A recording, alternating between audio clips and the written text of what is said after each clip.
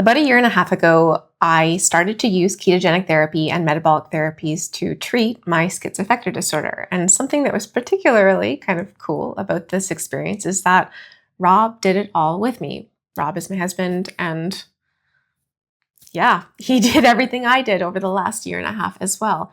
And I think that that has been actually a really important piece of why it was so effective. And we often get people asking us how they can support a loved one in trying out ketogenic therapy and metabolic therapies as well. And so it seemed like an important thing to dig more into. So we actually asked our audience, you guys, for questions that you have specifically about supporting someone, supporting a loved one in navigating or trying ketogenic therapy. And so we're going to be kind of going through a series of questions in this video, kind of exploring the topic of supporting a loved one. And, from your perspective, from my perspective, combined, and hopefully it's helpful. Yeah, hopefully. So the first question that we have is maybe more of a stage setter. Why does support matter so much on this journey? So I think one aspect of using medical keto and metabolic therapies is that, first of all, it's not currently like the most conventional treatment. And so information isn't as widespread as like just using psychiatric medications, for example.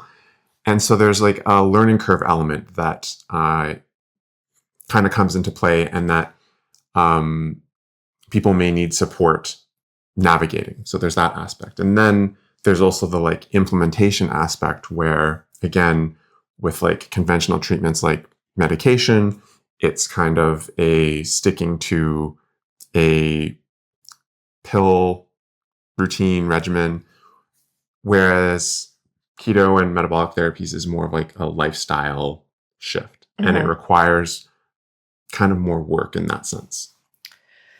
Yeah. So like the element of learning together is helpful just in terms of being supported, that especially if you as the person navigating an illness don't really have the capacity to engage in that in the beginning, especially. It was helpful to have you like doing a lot of that legwork to learn more about it and stuff and doing that together.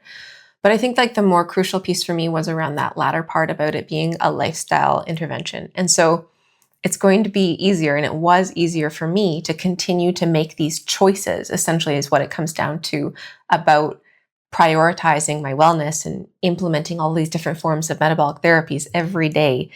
It became easier to make that choice throughout the day if someone else was there making that choice beside me.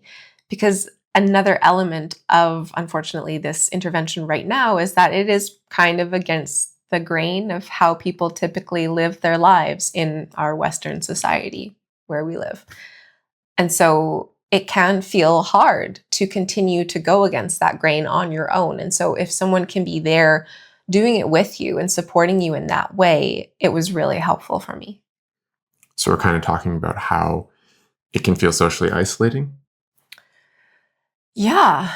And I think that would have been it was hard to navigate even doing it with you. But if it was just me, it would have been even harder. And it's not even just like social isolation. Again, it's making that choice every single day that, I'm going to do this to prioritize my well-being, and having support in making that choice, not just in saying, oh, Lauren, keep making this choice for yourself, but in actually making the choices with me was way more impactful, I think, than if you had just been like, you're doing great, keep at it, which was still a form of support and helpful. Like if that's all you can do, that's fine. But yeah, actually doing it with me was really, really helpful. I think there's probably an element of like better understanding the challenge of implementing lifestyle changes like this. Mm-hmm. If you have somebody doing it with you, you both don't feel alone, but also you have somebody who understands. You can kind of commiserate at points. A little bit. Yeah. But also provide each other with a bit of positive feedback. Like it wasn't just me who had positive changes in my life from doing this as an intervention. Mm-hmm. You did too. Mm-hmm. And so being able to have that feedback of like, oh, it's helping him too. It's helping me. Okay, there's something here. There's something that's working, and let's keep at it. Let's keep making this choice to improve our well-being together. Do you need to be stable before starting something like this? This question, or forms of this question, have come up numerous times in comments in numerous videos. And I think it's an important one because, I do think you need to be at like a level of stability before you can begin like implementing this kind of treatment. On your own. And the way it currently stands, it is extremely helpful. And I think it is a big part of the reason why it was so successful for me was because I was already at a very stable point in learning how to manage my illness. I had the capacity to engage in this.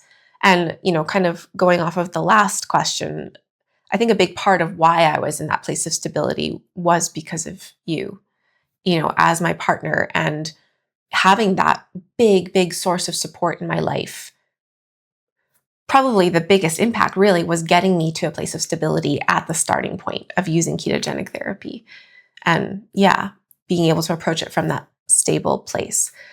That said, I do think it could still be really helpful for people who might not find themselves in that stable of a place in managing their illness. It just might look a bit different. There might need to be more medical supervision and intervention. You might need a more involved care team. I don't know. I don't think you have to be stable for it to be effective, but as it currently stands in the way you need to kind of head it on your own in conjunction with your care team, but there's a lot of self-advocacy involved, it is super helpful to be able to be in that place of stability that will allow you, again, to make these choices day in and day out to continue adhering to it as a medical intervention. I mean, I think the aspect that is a little tricky is that, again, this being like a kind of a lifestyle treatment, if you're not in a place of stability, or if people have reached out and they're like, my loved one's like institutionalized right now, they're in a hospital, I don't know that there's really any hospitals that like offer like medical keto as like a option. But then there's also the aspect of like, if you're not stable, you may not want to be taking medication if you're on medication. And if that's kind of the position you're in, you also may not want to be experimenting with. Yeah, I think the solution we've come to as a society right now around that medication-wise is like court-ordered medication. And you can't, not that I agree with that as a solution, but you can't necessarily court-order a ketogenic diet or going for a run every day or whatever it may be, sleeping regularly. And so that's where you kind of need to be in this place of stability. Yeah. I think that kind of actually leads into our next question that we get a lot around people sharing that their loved one is not in a super stable place and is not necessarily interested in trying ketogenic therapy. And so can you actually get someone to do medical keto if they're not interested? What if your loved one is in the hospital or resistant? What should support look like when they're not ready? What do you think would be? I mean, I'm just going to go ahead here and say, no, it's just not going to work if they're not choosing it. And I think that honestly, that really applies to like pretty well any intervention. Yeah, not just keto. For someone's mental health, really. Yeah. There needs to be a level of personal buy-in, I think, and a level of autonomy in making the decision for themselves. And I think I feel like that ended up being an interesting element of like my healing journey over the last year and a half, was that it really it felt empowering in terms of me making the choice to work on this aspect of my life and my well-being to ultimately improve my experience of my illness and thus my quality of life. And that was this like beautiful thing that I got to choose to engage in. And I think that was a big part of why it was so effective. And so if you have a loved one who is not currently interested or who is resistant, I don't think it's really going to be helpful to keep trying to get them on board in a forceful way, or to even like force them to eat this way or do it. Okay, but what about, how do you like plant seeds of curiosity about learning more, or like then taking the steps towards potentially them exploring this on their own, or obviously with support as a form of treatment? I feel like we're navigating this ourselves with loved ones in our life, wanting to help them improve their metabolic health for one reason or another, and being met with a degree of resistance or just lack of understanding or curiosity that it could be helpful. And so I don't know, you're kind of trying to come at it from a perspective of really trying to bring awareness to how important nutrition is in terms of it being really what our body runs off of and is almost comprised of. That's what we're putting in all the time and what it creates energy from. I don't know if it's terribly effective in terms of actually like planting seeds of curiosity, but I don't know. I guess this is kind of what we're doing on a large scale with our channel. I think that it's worth focusing on how it can improve quality of life and really sharing stories around that. Because I think that really, from my own experience, maybe I will talk, resistance to trying stuff like this comes from, I think, a place of lack of hope that it's going to get better and not really wanting to let yourself It's a self-preservation be let type down thing. by that. Yeah, Mhm. totally a self-preservation thing. And Mhm. so exploring what's possible could be of use in terms of hearing other people's stories of recovery who have used similar interventions, or doing it yourself maybe first and sharing the effects it's having on you. We have heard from people doing that, like support people being like, Yeah. I'm going to do it. I'm going to like try keto myself before, trying to encourage their loved one to do it. Mhm. So that's not a bad idea. Like you'll learn a lot in the process, and you'll develop yourself as a resource for that person if and when they ever choose to go down that path. I think just a tough thing I'm learning in life is that you can't really force people to do anything, even if you feel that it is in their best interest and that it will improve their quality of life. You can't make that decision for anyone else. And that's hard, but you can keep trying to show up and support them in other ways and keep trying to keep the door open for if and when they want to step through it. Okay, so should the support person do the diet too? I think maybe starting at what you've already said is that you don't actually have to. Like, I do think that you can be supportive of somebody using these treatments without actually having to do it yourself. Yeah, so that was one of the follow-up questions, like, can you support a loved one in doing it without actually doing the diet yourself? Yeah. Yes. I mean, and there may be reasons why you just can't do it. But maybe, you could probably speak to the benefits of why it would be good if somebody did it with you. I mean, there's kind of obvious and practical ones where like you're going to make a meal together, you're going to problem solve things together. I mean, yeah, I think I've already talked to why it was so helpful. I think maybe where some people have some like reticence around this and where we did ourselves too was, okay, the cost benefit here for me to follow this diet that may have other effects on my health. People always bring up cholesterol and whatever, heart health and stuff as a concern with following the ketogenic diet. The cost benefit analysis for me is pretty net positive, I think, in terms of eradicating my symptoms of schizophrenia, which have been debilitating. But for you, there's not really that like impetus to follow this restrictive diet that may have other ramifications on health. And so, that was a concern when we were getting lab work done and stuff around our doctor who doesn't know much about keto being like, oh man, if I didn't know what you guys were doing, I'd like put you on a statin for your cholesterol levels. So like, what was that like? What has that been like in terms of potential cons of doing it? Yeah. I mean, I'm not going to lie that like there was concern. Like, honestly, I don't even perfectly remember this, but basically what happened was my cholesterol went up. Yours didn't really that much. It went up a bit, but it wasn't a concern. But mine went up and then went kind of leveled off and like went down, and it wasn't actually that big of a deal, but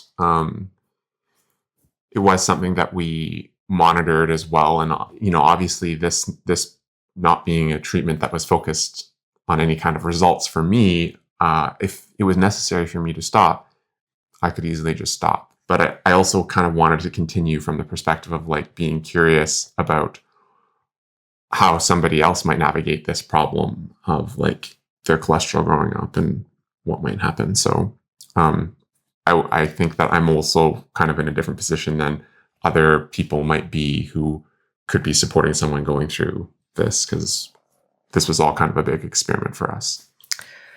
Yeah. And we haven't shared much about this, but recently Rob has been kind of experimenting with going back to more carb intake, like off keto for a little bit and then back on keto. But I think, I'm not going to put words in your mouth, but I think what you found is that really being on keto like improves your metabolic health overall. And so it's been good for you too.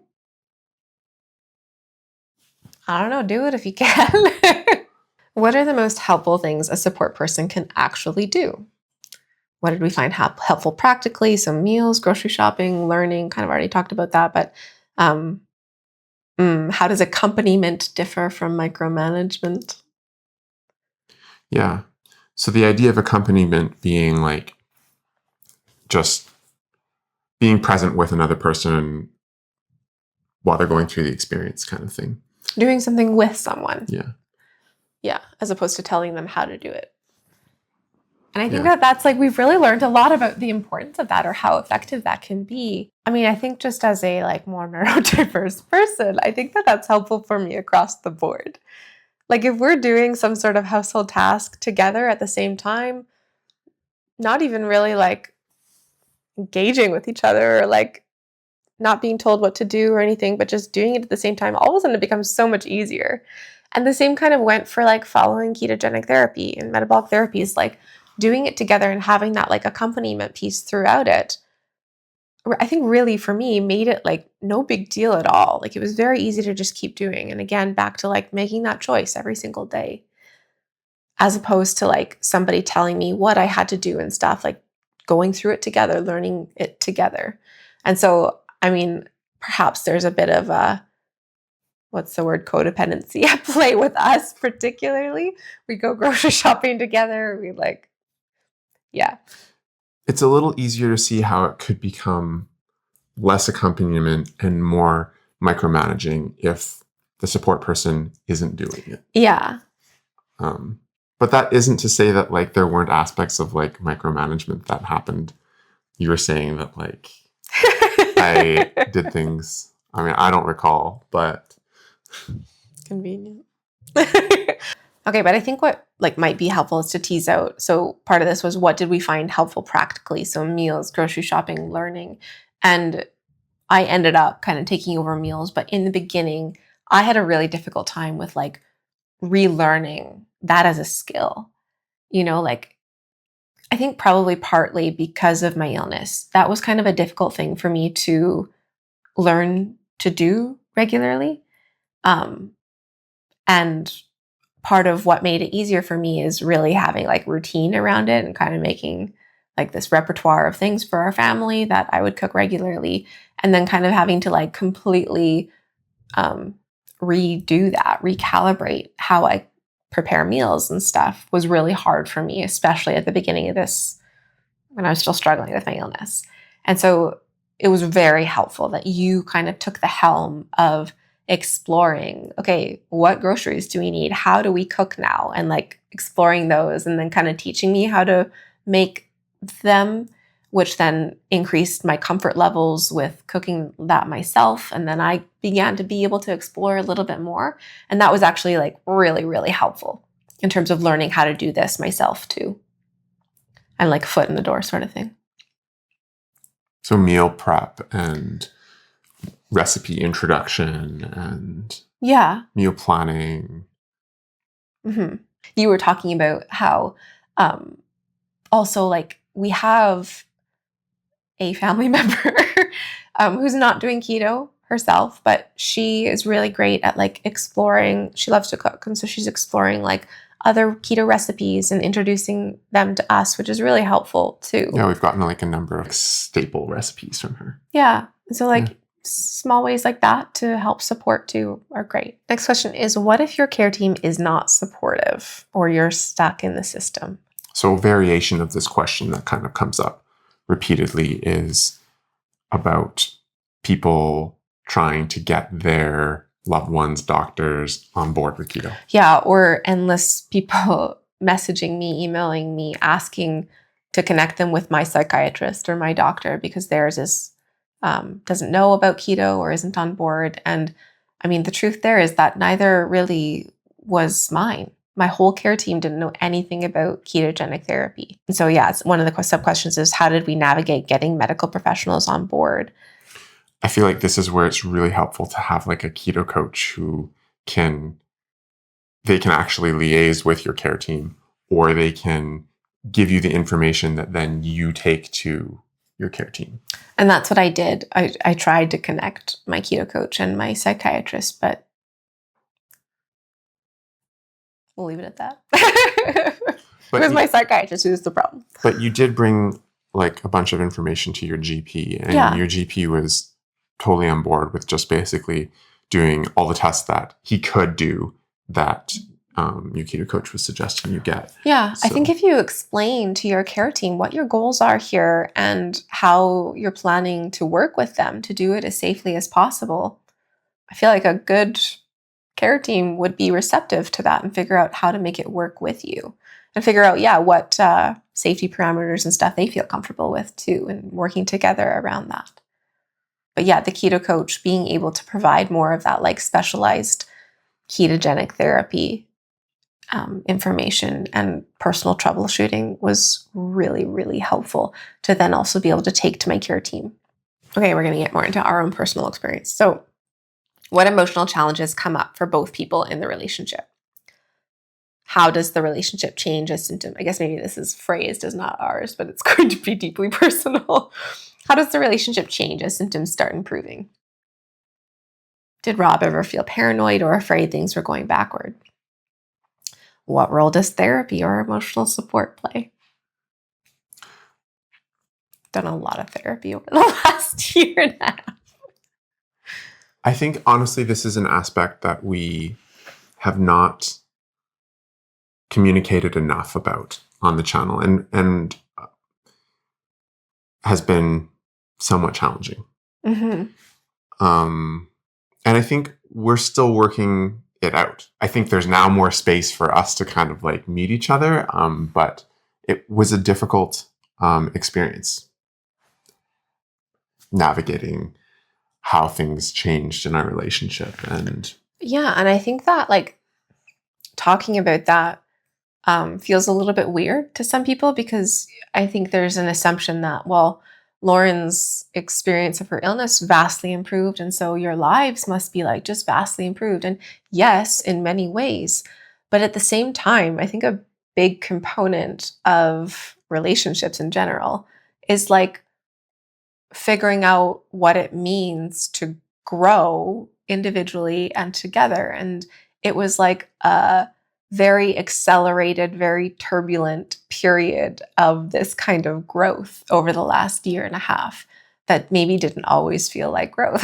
And it's been hard to kind of recalibrate around that and figure out what that means for our partnership, for our life, and as individuals. I think I've alluded a little bit throughout the last year or so about some of the difficulties, like the personal challenges of this process. Obviously all of that impacted our life too. And I think like another element of changing my experience of my illness so drastically was kind of like grief and anger and like all of these other kinds of things that the person who is healing is likely going to go through too, and figuring out how to navigate that healthily together. And just a lot of change and growth. And what was the other parts of that question? Did Rob ever feel paranoid or afraid things were going backward? I think I did. I was paranoid and afraid that symptoms were coming back or that things, that I would gaslight myself throughout this process if things were feeling hard, that I was becoming delusional or whatever. Anyway, go on. Well, I was just going to say, and I think maybe it comes up a bit later on, but that the like numerous rounds of withdrawal were obviously like difficult for you on like a physical, emotional, psychological level, but also like a serious strain on our relationship as well.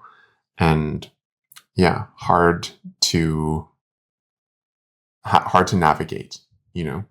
I don't know how to like kind of I don't know how to talk about it. But I guess it's just a situation where like you're more primed for like relationship conflict um when one, or I guess potentially both people are going through an experience like that. I mean, I think, yeah. So throughout the last, well, I guess for the first like 10 months of the last year and a half, I was also reducing my psychiatric medication. And yeah, a really unanticipated element of that was how hard withdrawal ended up being, especially getting to the lower increments of my medication.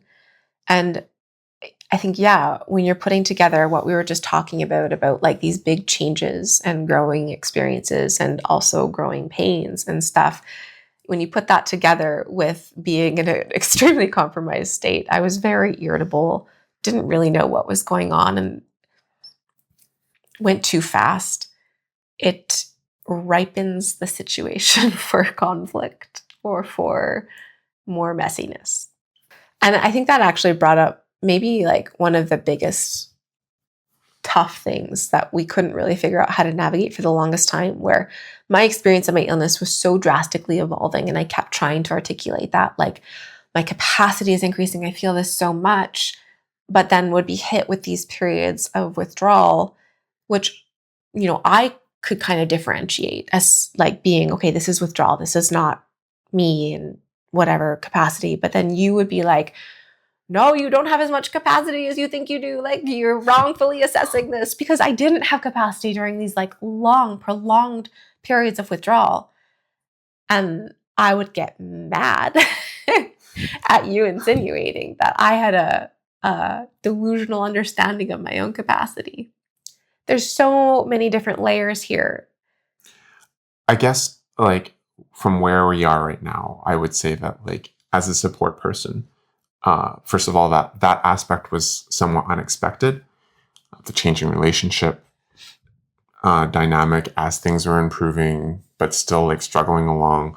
I think it all kind of needed to be approached with more patience and giving yourself and your loved one like time and space, like, beyond that. I feel like that's so tough too, because that's another area that I feel like we were exceptionally privileged in. Is this was our job. But I guess I mean, like, you didn't need to go off your medications as fast as you did. And you went slower than your psychiatrist said. Yeah. But it could have been, like, it was probably a situation where you should have gone slower, or you should have actually gone back up and then tapered even more slowly. Yeah. Anyways, getting into the, like... These are whole separate videos that we can do. Yeah. Stay tuned. Let us know if there's something that we talk about that you do want a whole separate video of, and we'll try to make it happen. But I guess this kind of like goes into the next big question, which is, what were the biggest challenges Rob faced as a support person? So what surprised you the most? And I think like the withdrawal component was a big thing. Mm-hmm. But like, is there anything else that surprised you about this? I mean, I went through the keto flu a lot worse than you did. Like adjusting to keto at first was, you seem to just like sail through it. And so like as a support person, that's a weird situation where like the person that you were trying to support is just fine. And you're being like, this is awful. Like I think I need to stop, or, so that was, I guess, maybe something to anticipate, that like your experience at first might actually be worse than the person you're trying to support. Sorry, but like, hopefully, like that's, I feel like that's not good that you suffered, but it's probably more of it's more of like a barrier for someone to continue if they also are struggling with mental illness symptoms and now they're feeling crap from keto too in the beginning. But yeah, I guess better that it happens to the support person in a way. But you got through it. And Nicole helped you troubleshoot too. Yeah. And so a keto coach can also maybe give you some pointers too as the support person. What was hardest emotionally or physically think we talked a lot about your constipation in the beginning. Oh yeah, great. Let's bring that up again. Takes a while for your like gut microbiome to adjust. Was there anything else that was hardest emotionally or physically? I think that people in general have this idea that it's an overly restrictive diet or that it's really difficult to do.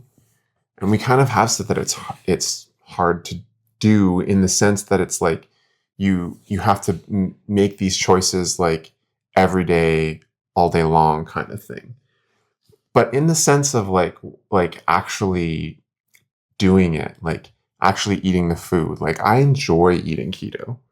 Like I like the food that we eat, and it doesn't feel like, oh man, I really need to have sugar or carbs, or I don't like eating this.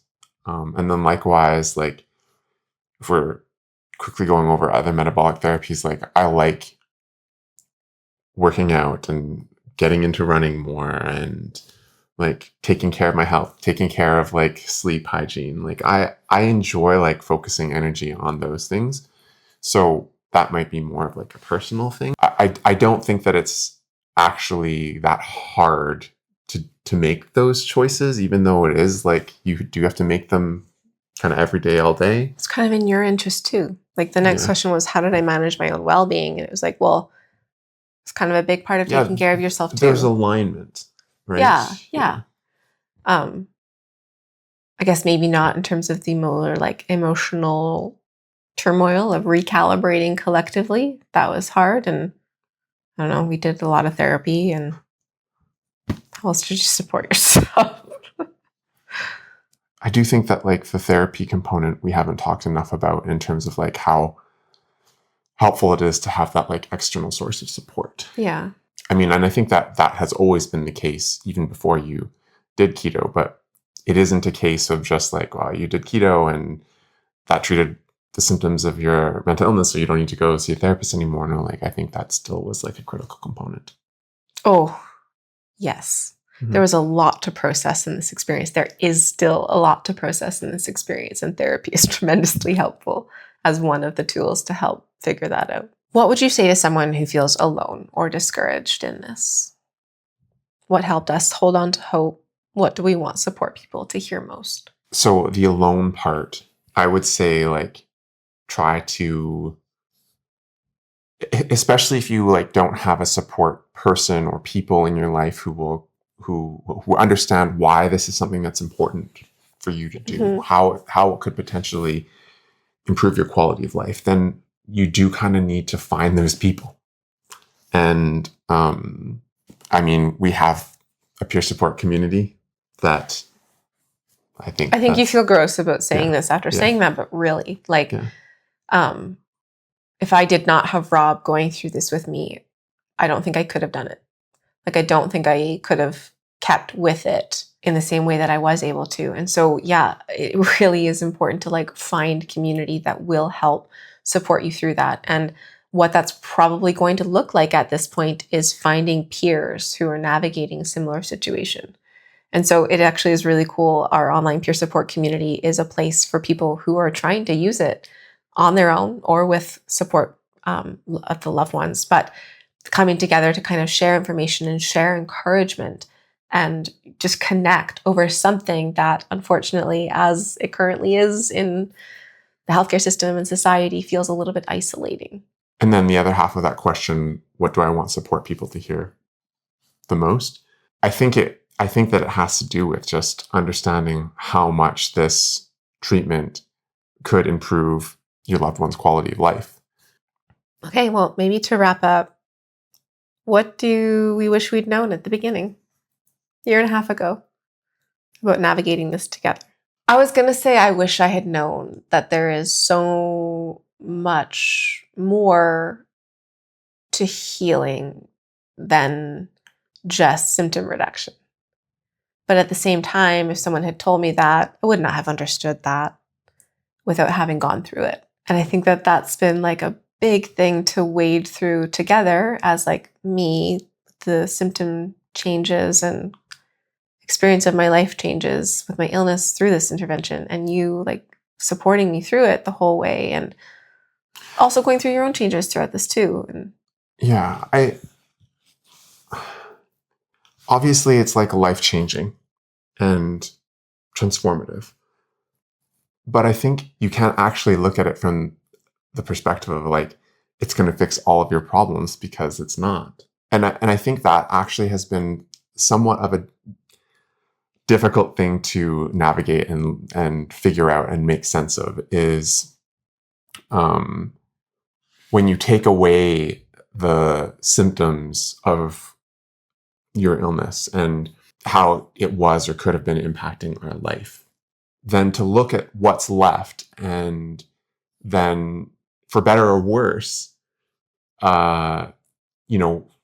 figure out how we're still a team together and we still do life together, and it's not just all for better. There's stuff that you realize, like, oh well, this actually wasn't related to your illness at all, and we just have to, and maybe it isn't related to you either. It could be related to me, and we have to figure out how to navigate that together. like both good and bad in terms of, or blessing and a curse, or however you want to describe this. So our support dynamic is like marital couple. Maybe your support dynamic will look different. Kid and parent, I don't know. Friends, whatever. And so maybe there's less messiness involved in those types of relationships. But for us, I think it's fair to say any marital couple has resentments that build up, especially if you are raising children and running a business together and all these different ways that we're so enmeshed and so, yeah. And we've talked a lot about this before keto, about, the challenges inherent in our relationship and how it can be difficult to navigate that and all of that stuff. And I think what you're getting at is that, okay, we've kind of removed the symptoms, but now we still need to deal with all of the resentment that's built up. We need to work through that. We need to sift through and figure out, well, why do these problems actually exist? Now that my symptoms are out of the equation, how does our past resentment play into this? How do we take a more constructive look at our own behaviors outside of that mental illness and how they interplay? And so much work. There's a lot to unpack. And this is where the therapy aspect comes helpful. Yes and no. I think we've been doing a lot of legwork together too, figuring out how to talk about these difficult things and show up with honesty and humility. I think that I have been wrapped up in a lot of shame throughout our relationship about ways in which I maybe couldn't show up in the way I wanted to because of my illness or otherwise, and trying to let go of that and just be more honest about, okay, where's our relationship at? What do we need to address about where we've been? How has this big change to my experience of my illness informed all of this? And just moving through that is a lot and difficult, but at the same time, pretty cool that I, speaking personally, have the capacity to engage in that and to strengthen and better our relationship on that front as well. We'll record our next therapy session so you get all the tea. No. I think it's something that we probably need to explore more on the channel. Because again, I am a full person beyond just my mental illness, and healing my experience of my mental illness has, of course, informed other aspects of my life, of our life. And it's a lot. It's been a lot. But I just want to barf just thinking about saying this because it's so corny, but what a privilege to be able to do that and to fully engage in this complete healing journey. Not just symptom eradication, but being in my life. I almost feel like what's missing from this, this maybe sounds a little ridiculous, but is almost this spiritual mentor component. If you could add that to your support care team, Yeah. Like, in terms of the like healing aspect, it would probably be beneficial. Maybe you already have that in your life, and so that's something that will be a benefit to you. I've referenced this before, that Matt Bazuki put out a video talking about purpose and meaning as a pillar in metabolic therapies. And yeah, that's in line with what we've had to piece together and navigate and heal as well over the last year and a half. And as like intimate partners, like it's been a big part of the process too, right? Well, that was long and a lot. But again, if there is anything in this video that you want us to tease out further in a future video, please let us know. Would love to also hear your experiences of either supporting someone or how a loved one has been supportive in you navigating ketogenic therapy and metabolic therapies. If you want to share that in the comments below, we'd love to hear from you. Another reminder that we do have an online peer support community. I think it's metabolictherapysupport.com. We'll throw that up on the screen as well as in the description and in a pinned comment below. But it's a really great resource to learn more about using metabolic therapies, as well as to connect with people who are trying to do the same to improve their mental illness and their quality of life. And it's a really cool way to connect with others navigating that.